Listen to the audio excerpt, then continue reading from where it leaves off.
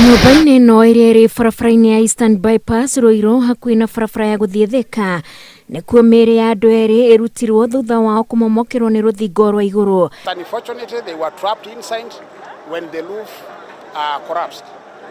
So what followed is what we are doing now.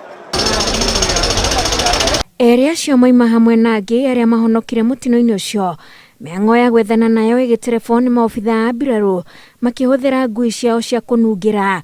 Mĩĩrĩ ya arũme erĩ kũrutwo na gũtwarwo mocarĩ-inĩ, rĩu no maobithaa a mbirarũ hamwe na borithi mathiĩte na mbere kwambĩka mĩhang'o ya gwethana na arĩa mahatĩte nyũmba-inĩ ĩno. Kũratuĩka mekũingĩrĩte nyũmba-inĩ ĩno magĩkinyĩra matigari ma cuma thutha wa rũhonge rwa waki wa barabara KeNHA kũmomora nyũmba ĩno ya ngoroba igĩrĩ mũthenya wa ira. This building was being demolished by KeNHA. They want to put up a very big roundabout here, and unfortunately they could not complete that exercise yesterday. So today, before they could come, there were some few people who decided to go inside and get some metals and also need the building blocks, collect and sell, I think. Mbere ya maobithaa ya gũkinya amwe nĩ mekũrutĩtwo nĩ andũ arĩa mauma hakuhĩ na mũtino ũyũ ũkĩhanĩka.